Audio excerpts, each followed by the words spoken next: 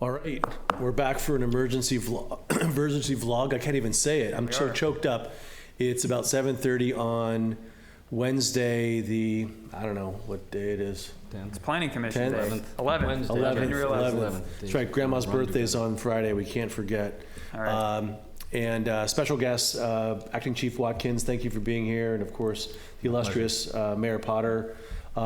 We're here to tell you about we got an emergency call from Monterey County OES late in the day. They actually forgot to invite us to a meeting, but we did get invited. And we just heard about this head wall of water that's heading toward the Monterey Peninsula. I saw Mr. Miller just sent out a notice through the pine cone as well. But this head wall of water could make the Monterey Peninsula an island as soon as noon tomorrow. So we're here briefly to talk about what the city is doing to protect our staff and our visitors and certainly our residents. So Brandon, what do you have? And this is unprecedented. I mean, this hasn't happened since 1995. Yep. And the reason is it cuts off the roads. The river is really going to overtop the roads. That's what this is all about. Right. The bridges will still be out of the water, but on either side of the bridges will be underwater. Yeah. So we went ahead and we sent a message to all of our non-safety personnel that if you don't live on the peninsula proper, essentially if you have to cross the Salinas River, don't come to work Thursday and Friday. Stay home, work remotely, stay safe, because that's the most important thing to us is that our staff stays safe. We will have emergency services though here, which I think we'd like to hear from the acting chief about what that all looks like.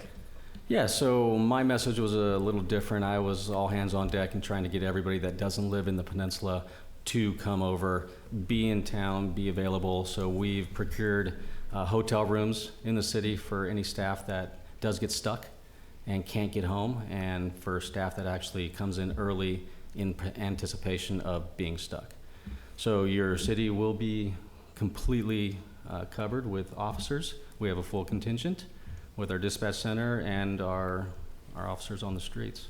Perfect, thank you, Chief. Yeah. Just a couple other notes. So again, the head wall will hit, again, Highway 68 at about noon. And again, we'll continue to provide updates as we receive them. And then it'll hit Blanco and then Highway 1. So again, the two major routes into the Monterey Peninsula will be shut off.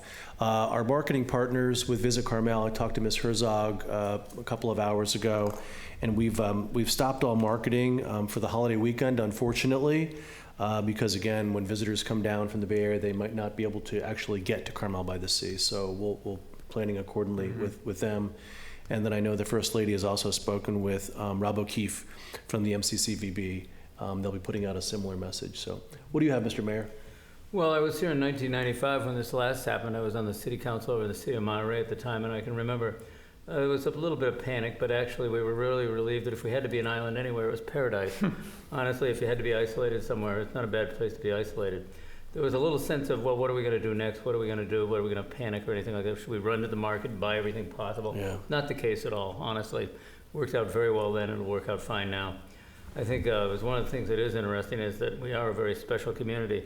They removed the emergency warning for the evacuations for the Carmel River. So it's really the Salinas River, which is quite a ways away, but honestly, when you think about it, really not that far. Mm-hmm. You know, the ability for us to be isolated is pretty common.